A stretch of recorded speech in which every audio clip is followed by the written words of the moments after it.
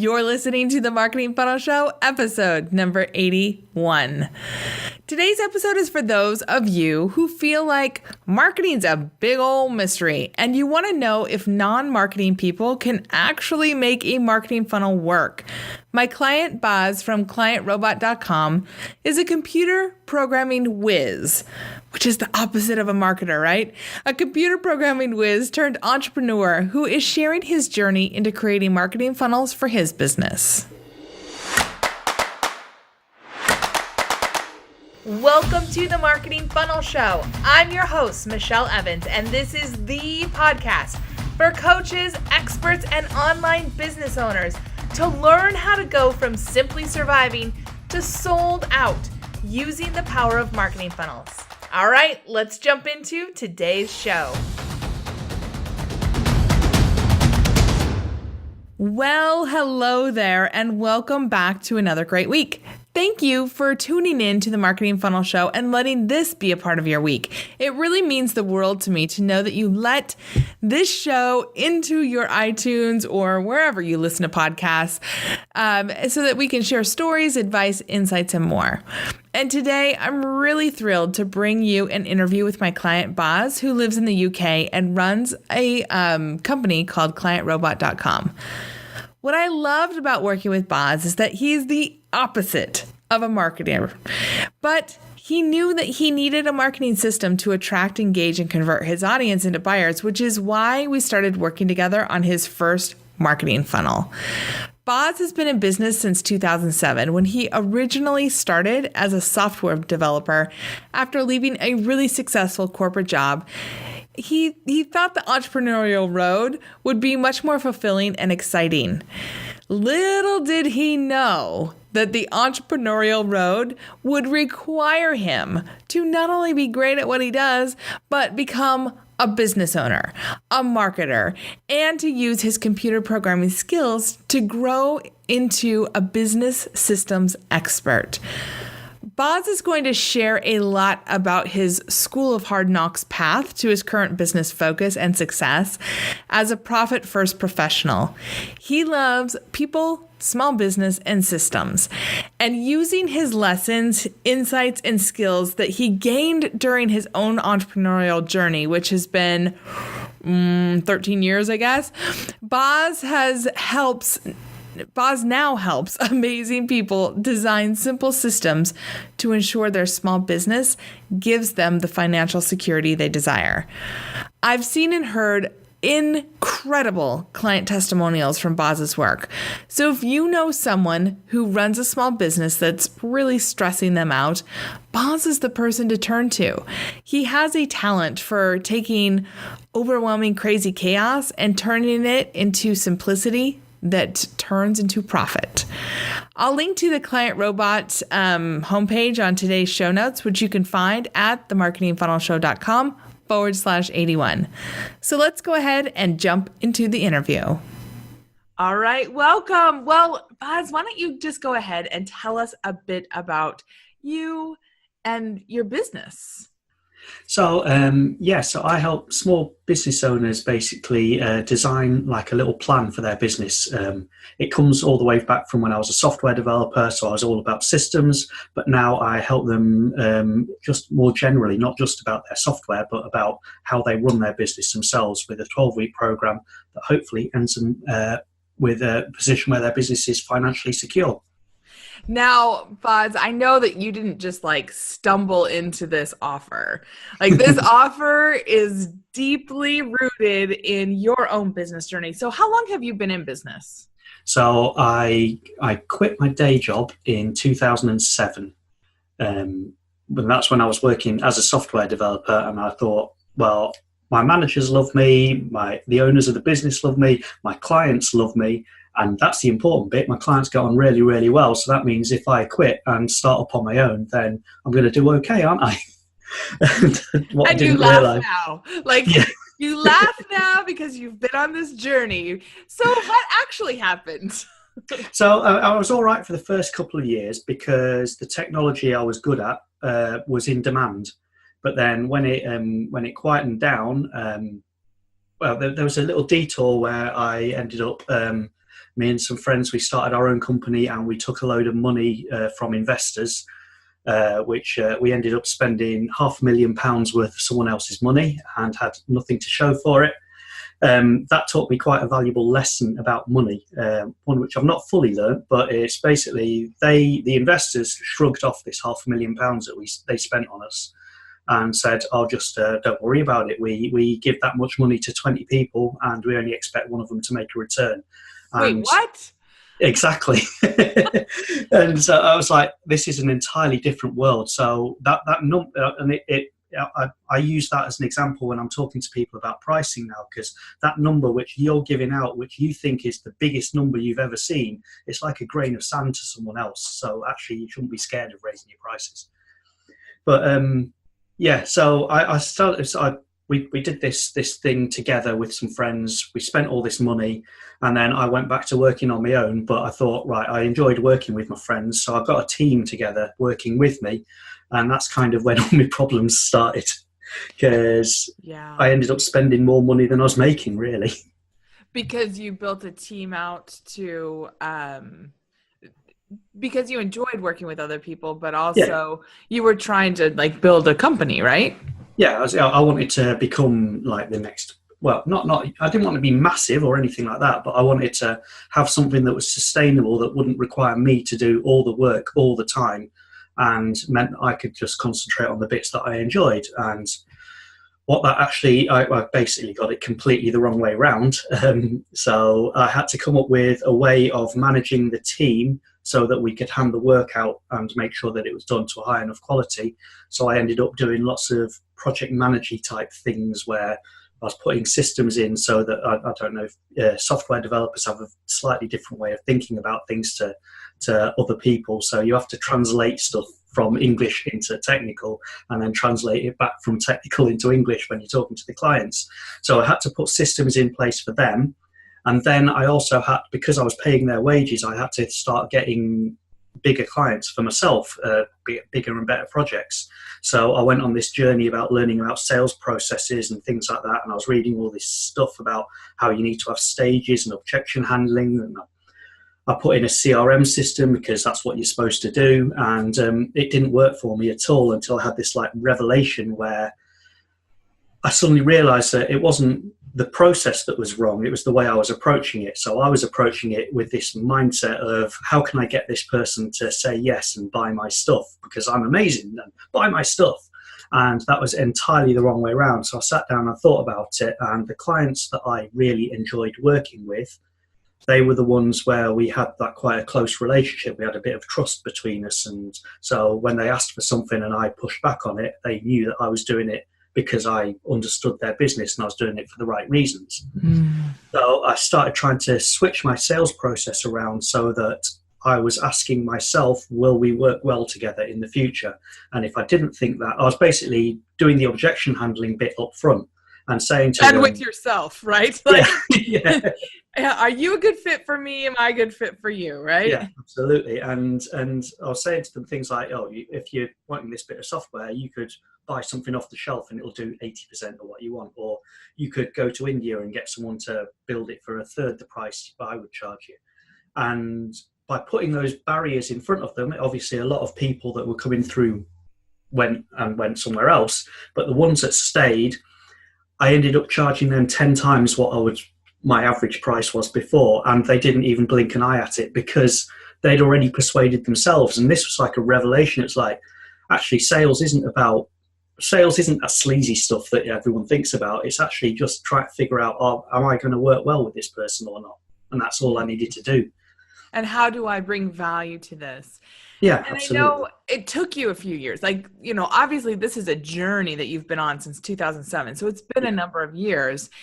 And you were mentioning to me, I don't know, last week or the week before, about this process that you take yourself through now to decide, is this even somebody I want to move forward working with? I'd love for you to talk a little bit about that. Yeah, so I mean, it's all part of the same thing. It's are we going to be a good fit? So when I get a new client, I ask them to fill out a questionnaire about themselves, and that's things like how much, what are you looking for out of this? So in a year's time, in an ideal world, will you be growing your business by £100,000 or £10,000? Because that gives me an idea of budget. But then more importantly, there's 5 questions I ask myself about each individual client. And these are really personal questions. And they're very subjective, but it's so do I connect with the person that I'm talking to? Can I see your purpose in life? Because actually, if you're not driven by something bigger than yourself, then probably I'm not going to enjoy working for you. Do you enjoy working with other people? So a lot of, though I'm a software developer, it's not about the technical stuff. It's actually, do you like other people in general? And then there's the obvious, can I actually make a difference in your life, in your business? Will I make things better for you? But just as importantly, will you make things better for me? Will I learn from you, or will I get something out of this relationship beyond just a paycheck at the end of the project? And if someone scores all no's, then I immediately refer them on to someone else. If someone gets 3 out of 5, then it's like it's a bit of in the balance, is I weigh up which of those questions is more important at that time. And if someone's 5 out of 5, I dive straight in and work with them immediately. And I know it's going to work out then.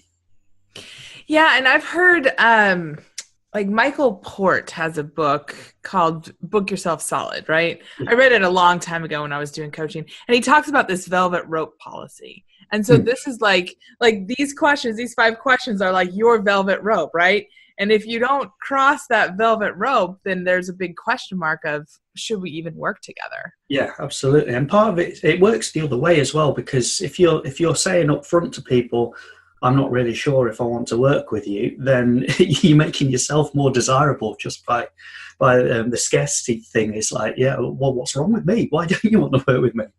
But it's not done with ill intention. No. Like, it's done saying, look, I don't know that I can add value, or I don't know that this is the right kind of project for me, but I know somebody else who's better at this, right? Yeah, absolutely. And yeah, it's got to be. And again, this comes back to the thing about not being a sleazy salesperson. Is it's got to be a win for both sides, and it's got to be a big win for both sides, really. Yeah, and it's really, I love that you're bringing this up, and I really am glad that you shared it with me, because I think that it can help a lot of people. I know when I was probably in the first 3.5 years of my business or so, I would say yes to pretty much anything that I felt that I could do, regardless of if it's what I wanted to do, or if it's what I like to do, or if it's what my focus was. And so I don't know about you, but I would find myself constantly switching between things. And it's like the work would take a lot longer and cost a lot more energy, because I would be working on a marketing funnel, then I would be working on a communication plan, and then I would be working on all these other things. And I'm like, I gotta just narrow this down and focus. Is that kind of where your process came from, is to focus? Absolutely. And it's you said energy there as well, because that's really important, because it's not just about how much it's going to cost you in money, and it's not just about how much it's going to cost you in time. It's you're constantly thinking, you're always firefighting about stuff, because you're not aligned with what you're doing, and it's really important to get that bit right. That's one of the biggest lessons I think that I've learned, and I'm still learning it. I'm still not. I've just had a terrible week because I took on a client where they had 4 no's, and I thought I'd do it anyway, and it's not worked for me. So I'm still learning the lesson. Yeah, but you know what though? I love that you have this system, and that you can go back and go, you know what? I knew better. Yeah. And I just need to trust my system and trust my gut, right? Yeah, absolutely. Yeah. And that's one of the things, the advantages of putting it out as a system is actually, when something does go wrong, you can see where it went wrong, and you can measure it, and you can say, actually, that was the bit that I did wrong. So let's make sure I don't do that again. Yeah. Yeah. But without any roadmap or any sort of guideposts, which I would say your questions are guideposts that they tell you, yay or nay. Without any of that kind of stuff, it's really hard. And it does become sure, I have time, I can do this. Yeah. But I'm in a good mood, so I'll do it. Yeah. Or I'm in a bad mood, so I won't do it. Yes. And you know what? I'm really thankful that you're sharing the transparency of this too, because it is a learning journey. And there are different times where somebody comes in and it's a referral, and you feel like, okay, this person that referred them, like I really like them and I want to keep them happy. So I'm going to say yes to this, maybe even though I should say no. And we just have to keep learning these lessons until we get to a place where it's like, my velvet rope is no longer a rope. Like it's a wall. Like Yeah. you got to make it through or you're out. Right? I hope you're good at climbing. Yeah. Yeah, exactly. Or have a big sledgehammer or something. Well, and so through this whole process, I know cash flow has been a really important piece of being able to run your business. Like you said, you had teams. Like I know you have a team now. Yeah. And cash flow can be a really tough thing for many business owners, and it can really stop us from hiring help, from, really getting systems in place that support our business for growth. So I'd love for you to talk a little bit about, your journey and, I don't know, getting your arms around your cash flow. Yeah. So I had this team, and I didn't realize it sounds stupid, but I didn't realize I was losing money every month. So I was paying. It doesn't sound stupid, Boz. Honest to goodness, I would say almost every business owner, unless they're an accountant or like a money coach, most of us don't pay the attention we should to that. So let's just put it out there, like you're in the massive majority if that's you, right? Yeah.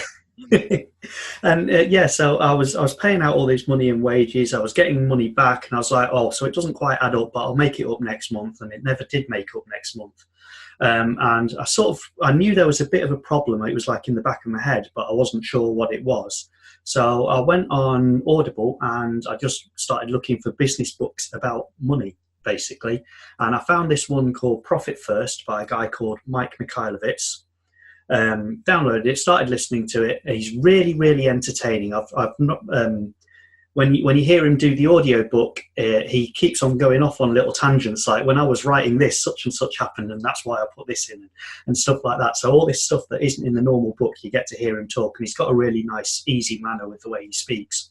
But the point of the book was it's a classic principle. You hear it all over the place, which is pay yourself first.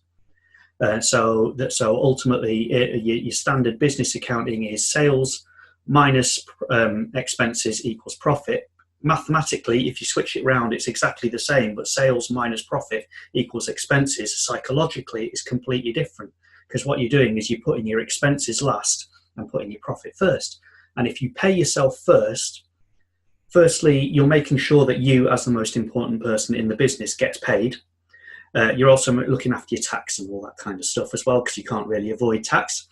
But also, by putting your expenses last, you then immediately notice if you're spending more than you should be, because your bank balance will be empty and there's no way around it. And so Mike, in his book, he tells you this particular system, this method for following profit first. And I thought, oh yeah, I can shortcut that. I'll do it this. He's got all these warnings saying, do not do this, do not do this, do not do this. And I thought, oh, I'll just do that. And so I took one of his shortcuts that he told me not to do, and it didn't work for me. And then I revisited it a year later when the financial system was situation was getting a bit worse. And then I thought, right, this time I'm going to do it properly. And it was amazing. In 3 months, I was making a profit from making a loss all the time. And within 6 months, I was paying myself a quarterly bonus, which was like a revelation to me. And it wasn't a huge bonus. I just had bought myself a nice lunch. But it was the fact that I'd gone from making this loss to being in a position to buy myself a nice lunch on top of what I normally paid myself as well. And that was absolutely amazing. And because it was so transformative for not for the business as a whole, but for me as a business owner, in terms of feeling confident about where I was and what I was doing, I then signed up with Mike. So he's got a program called Profit First Professionals, which is exactly about helping people get over that first hurdle, the bit that I thought, I could shortcut. Well, you can't shortcut it. So that's what I'm trying to do with people now, is helping them get that cash flow sorted out so they can have that same transformation that I had. Yeah, because it really is a system, right? Yeah. I love that you tried to break the system first, because you're like, let me see if I can find all the shortcuts. And I'm sure, it's probably what makes you good at helping others put this profit first system in their business now. But it really is a system of really setting up systems and controls so that you can make sure that you can pay your bills. Yeah, and none of it's actually that complicated. That's the thing. Each individual step is very, very simple. You just need to make sure you follow through with it. Yeah, yeah, and plan ahead. Like I know one of your, I don't know if it was, I think it was a blog post that you did where you talked about planning for a vacation. So a Yeah, lot of people like to take the summer off, right? And have yeah, some time. It's nice weather. Families are out. Like it's a time where we like to go on vacation. And you're like, instead of just not working for that period of time and not making money, plan ahead and have this profit first planning piece, which is super simple, but it's yeah, just a matter of systematically thinking about how do I let my business keep working for me even when I'm off having fun. yeah. Or if not, then how do I make sure that I've got enough reserves there so it can deal with the fact that I'm away for 3 weeks or 4 weeks or however long? Yeah. Yeah. Okay. Well, clearly you're in the UK because in the US, we're like, oh boy, I think I could get away for a week. I really don't know many people that are like, gallivanting around for 4 weeks, but that would be amazing. My wife wants to do 6 weeks. I'm like, yeah, that's probably not going to happen. I did that one year when I had like 2 years of vacation saved up in my corporate job, and I was like, I'm gonna take some of this before I lose it, and it was glorious and crazy. That's another thing as well. Okay. What's that? Corporate jobs, you get holidays, and when you work for yourself, you don't. So you need to put that provision in place. Yeah, to make sure, because okay, let's just talk about this for a minute. Because if you never have time away from your business, it will suck the life out of you. Yeah, yeah, absolutely. It'll make you not very creative, not very engaging, not very personable because it's just like this thing owns me day in and day out and I can never leave it. I used to have this thing where my heart would sink when one of my clients rang me up because I didn't want them to give me any more work. It was like, I don't want to be doing this. And yeah, you need to have that break so that you can come back at it refreshed and enjoy what you're doing. Yeah. Well, and that's part of the reason why you really dove into profit first as well, right? It's because you wanted to get away from some of that work that wasn't as Yeah, fulfilling to you anymore. yeah, yeah. And I love the software stuff, but I don't want to do it all the time. Yeah. Because it sucks the life out of you, right? Yeah. Okay. So now, switching gears a little bit, I'd love to just talk about, so now that you have this focus for your business, why did you want to get a marketing funnel in place for it? So there's two parts. One of the core reasons is I've always had trouble explaining what I do to people. And one of the things you've always spoken about is taking people on a journey from where they are now to realizing that actually my service will be of great benefit and value to them. So that was part of it. So it's a lot of people, again, it comes back to the sales process thing, which is a lot of people try and dive in and sell stuff too soon. And that's why you come across as like that pushy, unpleasant foot in the door kind of person. And if you take your time over it and you wait till the client is ready, then it makes everything much easier, because ultimately that, what they call the closed bit of the process, you don't want to be persuading someone. You want all the persuasion to have already happened by that point. And if you can, and so yeah, putting a funnel in place takes people through that slow process at their own pace, which is really, really important. Yeah, and I know, so you built a funnel. We initially built a funnel for a different offer. Yeah. And then we decided to switch.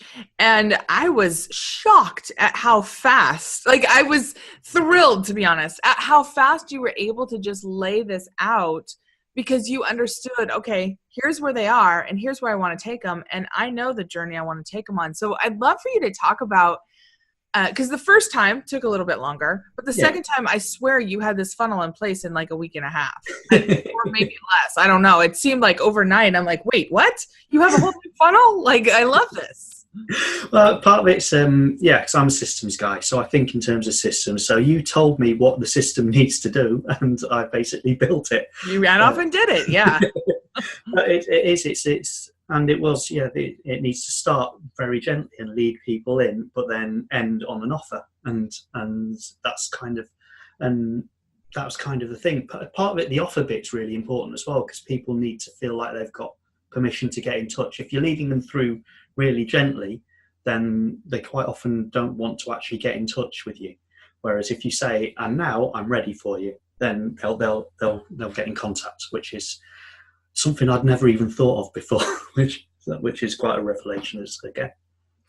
Yeah, I mean, that's great. And I would also like you to talk, because I know you would do a lot of in-person stuff. Like you're really active in the area where you live in the UK. And so you go to a lot of networking meetings and you have a lot of local connections. And I'd like for you to talk a little bit about how the systems thinking about your funnel, how it's helped you to message in person even.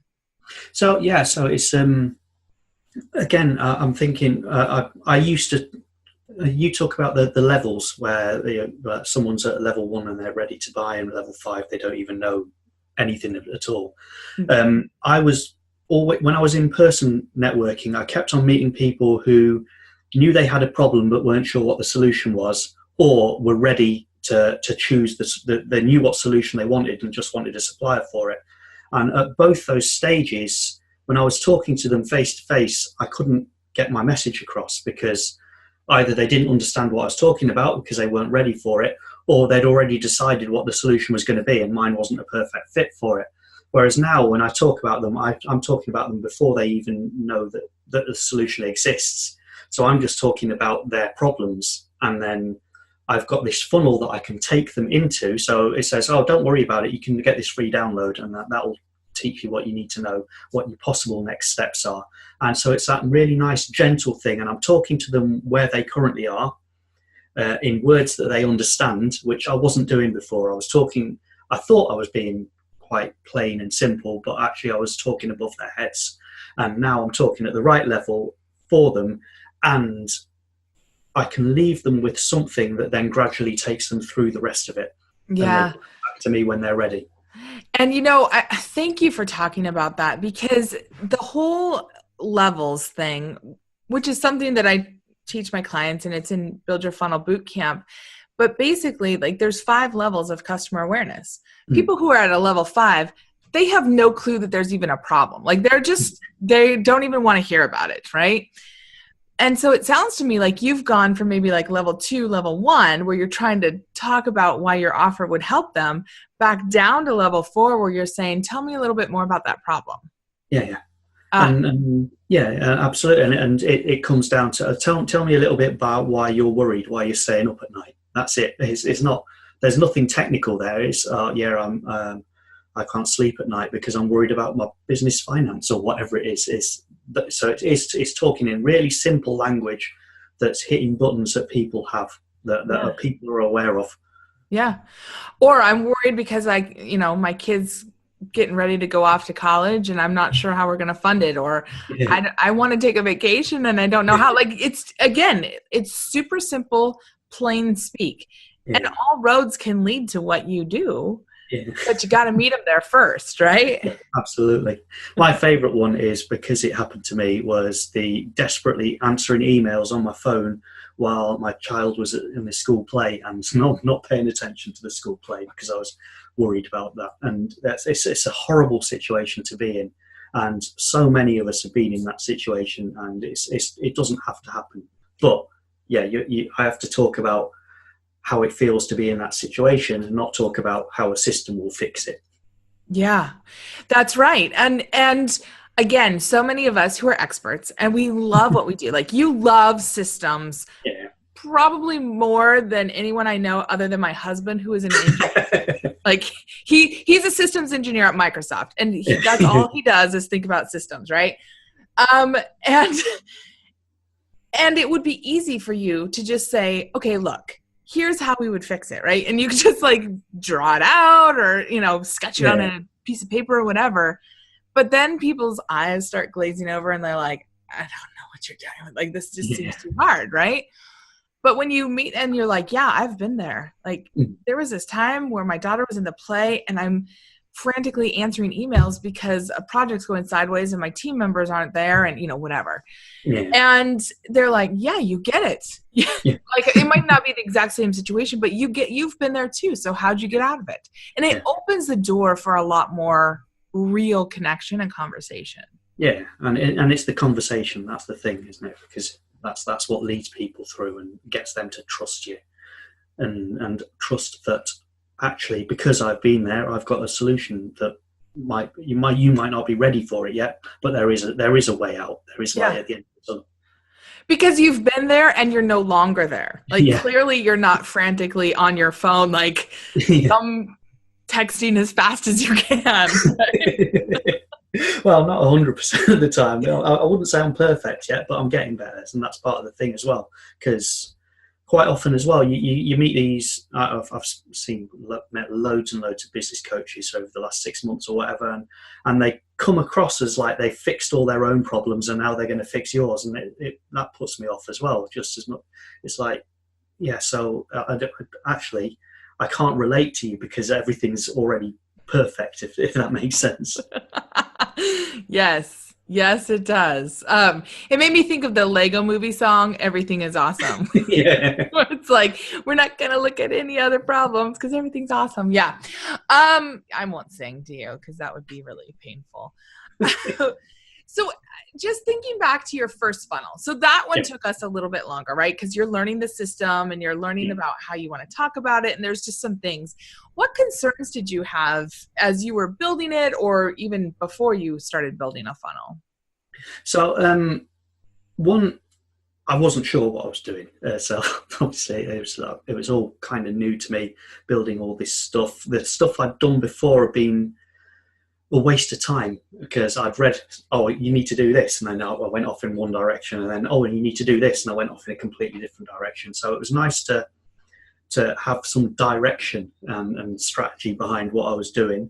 But also I didn't want to spend a fortune on getting all these new leads in and then finding out that they were useless leads. So again, having the internal questionnaire kind of thing meant it's useful on that side of things, because when people come through, I can start evaluating them and saying, right, actually, do I want to keep going through this? And I was worried about that. That sort of, what if I suddenly get overwhelmed with loads of stuff I don't want? Kind of thing. Yeah, which is a good problem to have. I mean, it's good to vocalize that because a lot of people are worried about that. Like, what if I suddenly get overwhelmed, or what if I spend all this time and money and then I'm attracting the wrong people or whatever? And we did spend some time and some money, and we found some things that didn't work, right? Yeah, and unlike before I started working with you, when I spent a load of money on Facebook ads or whatever and it didn't work, I didn't have any learning from it. I didn't take anything away from it. It was just like, well, I tried that. I don't know what to do now. Whereas all this stuff we've gone through over the last few months, I've got a better understanding of what does work now, because we've tried this and that's not worked. So we'll try this. We're just changing direction slightly each time. Before I was going like 180 each time and going completely the opposite direction. And it meant that I couldn't figure stuff out. Whereas because we've done it slowly and methodically and strategically, it meant that when something doesn't work, we can figure out which bits of it did work and then move in that right direction, which is really, really useful. Yeah. And also, what I really appreciated about you is that you were willing to be that strategic. Like, you were willing to try things. And when something would kind of work, we would say, okay, that's a clue. Like, this is getting us on that path. And when things didn't work, I would say, okay, clearly that's not the message that we want, or that's not the approach, or that's not the audience, whatever we were testing. And one thing that I really appreciated about you is that you wanted no part of video when we first started working together, right? Like, zero part. Yeah. And, you would tell me these stories about what happened when you were meeting with people in person. And I'm like, Paz, we got to get you, like, we need people to interact with you because you ooze credibility and trust without trying. Like, this is not something that you're putting on, right? And so I know the first time I I kind of nudged you hard to do some video, and you were like, oh, okay. But now you're like on fire. You're throwing out videos left and right, right? Yeah, I do. I'm trying to do at least one every week now, and I'm doing videos for my clients to show them stuff, and yeah, I'm doing.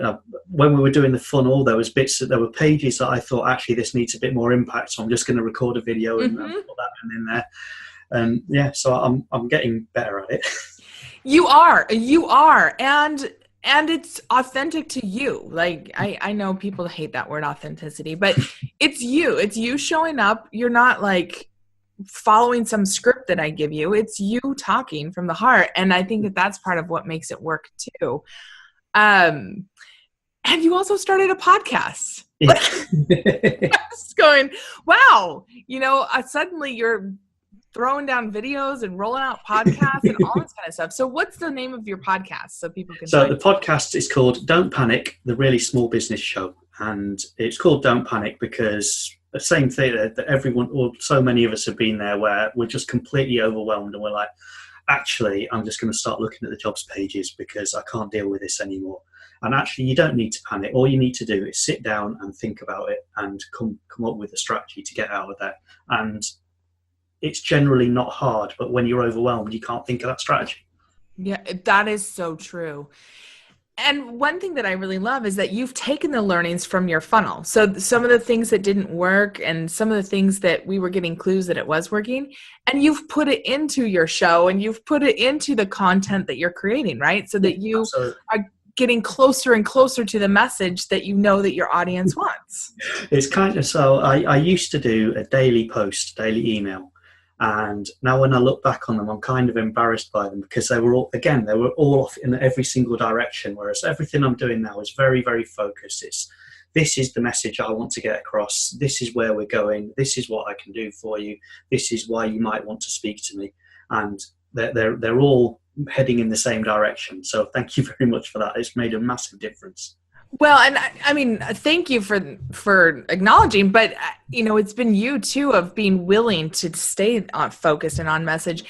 And it's powerful when you get that way because then people know what you're about, right? Yeah.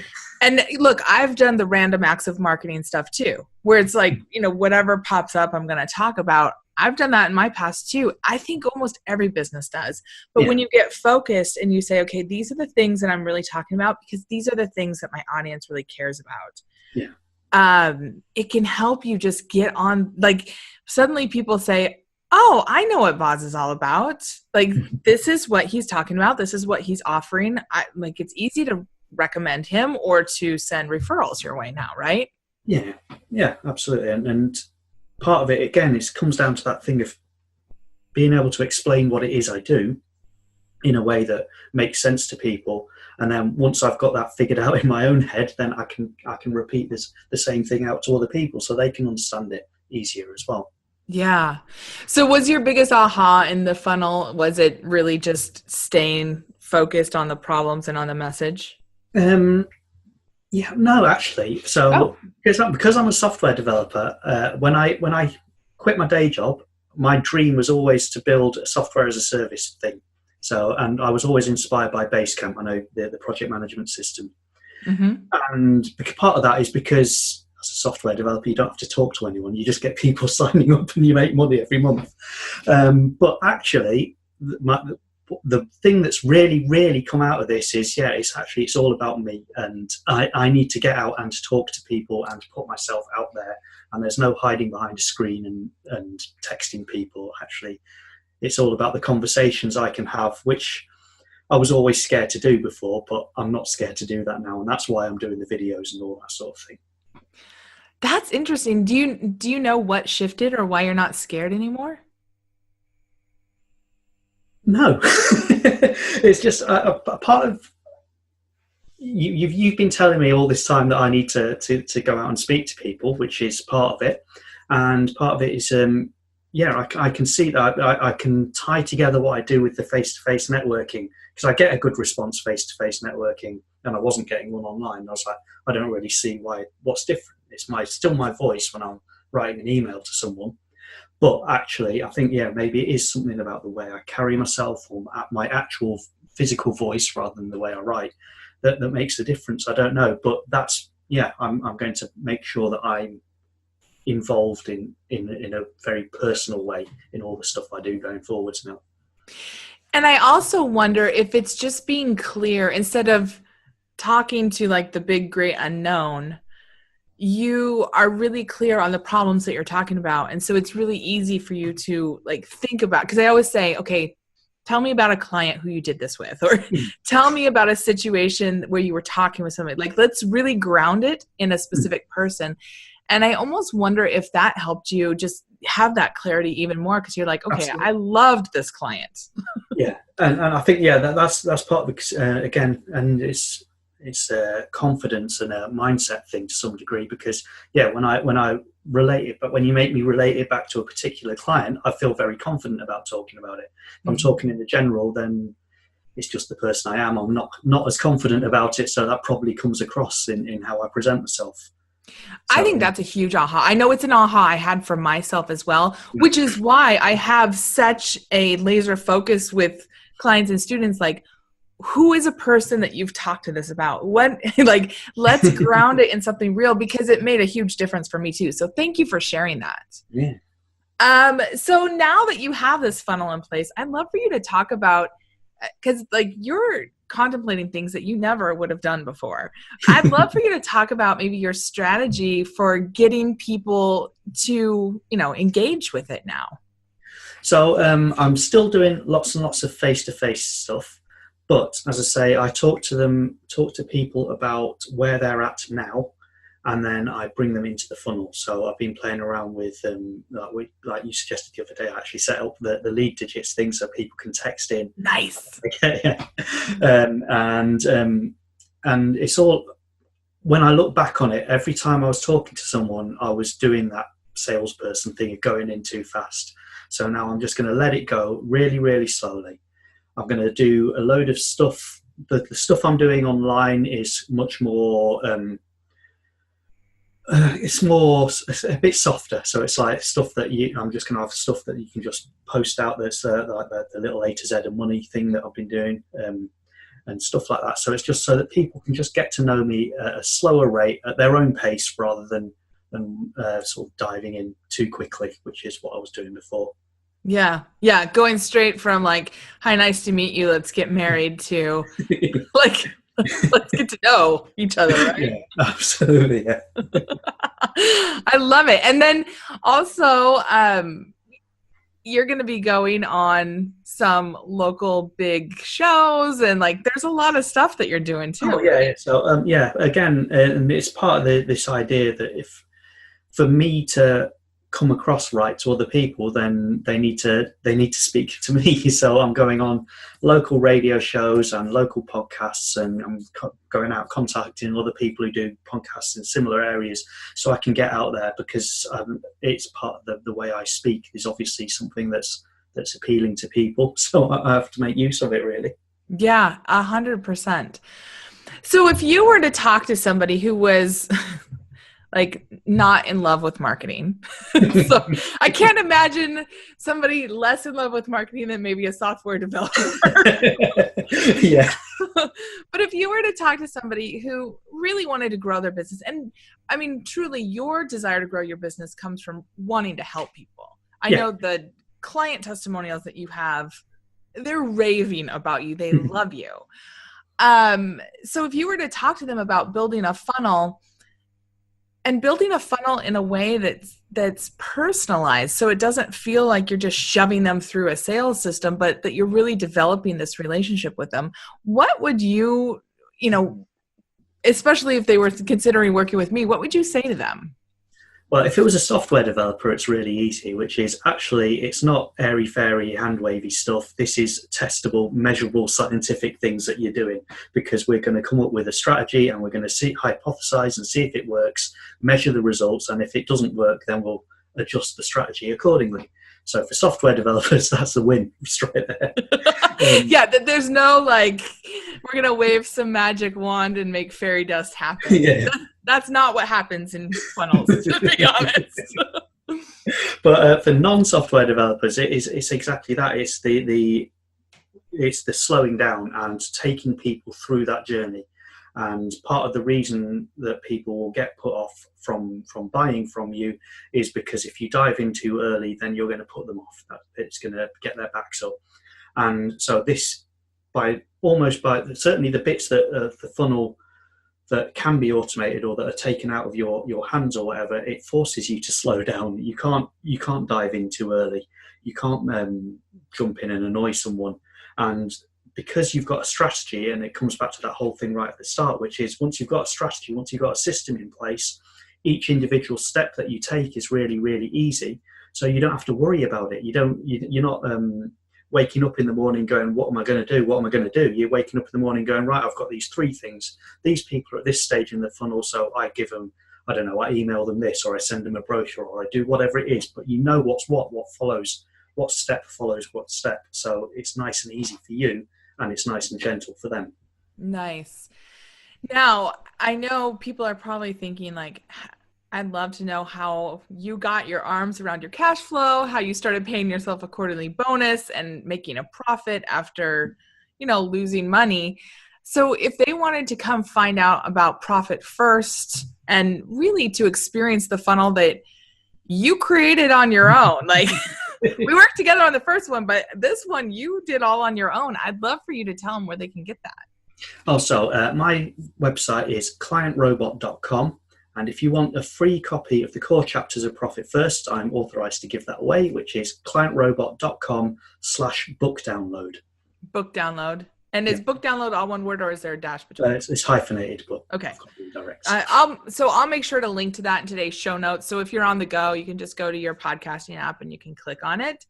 But Boz, thank you so much for coming on and really sharing your story. I love how open and honest you are about all this stuff. And I really, really appreciate you sharing with us today. Well, thank you very much. So what about you? Do you have a deep desire to create a marketing funnel that feels really connected and personalized for your audience? Are you looking for a system to take random acts of marketing that you're doing, working really, really hard on, and turn them into a way to engage and attract your buying audience? Then I'm going to invite you to hop on over to take your own marketing funnel quiz. It's at michellelevans.com/quiz, and I'll link to it in today's show notes so you can get it on your podcasting app or directly on themarketingfunnelshow.com/81. And as you were listening to this, did you think of someone who could use these insights about creating their first marketing funnel? If you can think of someone who could use this, would you do both of us a favor and share this episode with them? It's super easy to do from whatever podcasting app you're listening on, or you could just share the URL for today's show, which is themarketingfunnelshow.com/81, and your friend can listen right there on their computer. All right, have an amazing week, and I'll see you back here next week, same time, same place, on another great episode of The Marketing Funnel Show. See you then.